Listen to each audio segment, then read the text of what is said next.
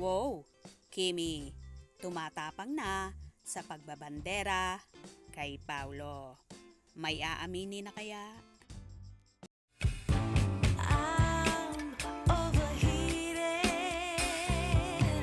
can hardly sleep at night, doing crazy dreaming. You're the reason why. Hiding by the baby.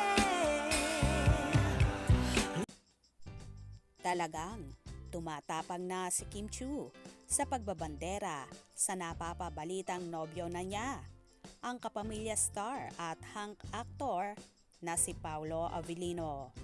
Kamakailan ay laman si Paulo ng kanyang Instagram story, lalo na noong karawan ng aktor, kung saan sari-saring video at mga larawan ang ibinahagi ni Chinita Princess sa kanyang Instagram story. Sobra-sobra naman ang naging pasasalamat ng aktor kay Kimi.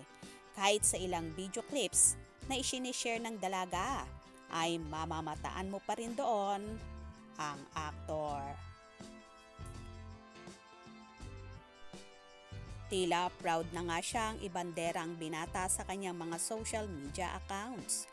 Pagpapatunay kaya ba ito na may something special na ngang nagaganap sa Kimpao na ayaw pa lang nilang aminin sa publiko?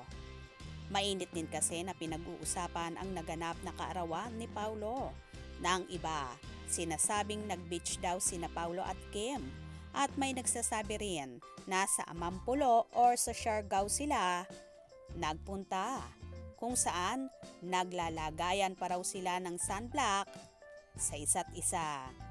Sa mga kumalat naman na chika na ito, ay marami ang Kimpao fanay ang natuwa at atat na nga silang makita ang mga resibo ng pagpapatunay na talagang magkasama sila sa naturang lugar na nabanggit.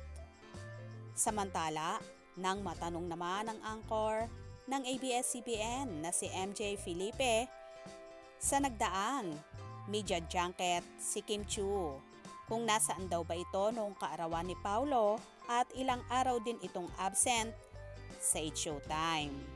Sinabi naman ng dalaga na nasa Cebu siya ng mga pagkakataong yon, na tila ba taliwas naman sa mga sinabi niya nang dumalaw siya kamakailan sa Cebu. At sinabi niyang matagal-tagal na siyang hindi nakakapasyal ng Cebu at namimiss na raw niya magsalita ng Bisaya or yung language nila. O diba, booking na booking si Kim sa tagpong yon kung talagang galing siya sa Cebu. Hindi ganon ang dapat nasasabihin niya. Anyway, ayaw pa man nilang umamin na magkasama sila ni Paulo noong karawan ng aktor. Ibalato na lang muna natin ito sa kanila. Siguro nga ay hindi pa sila handa na isa publiko ang kanilang relasyon. Ang mahalaga ngayon, happy sila at lagi pa rin silang magkasama kahit wala nang taping ang Kimpao. Kaya naman tumutok at wag na wag pahuhuli sa mga maiinit na kaganapan. Anong inyong magiging reaction sa bidyong ito? Comment below.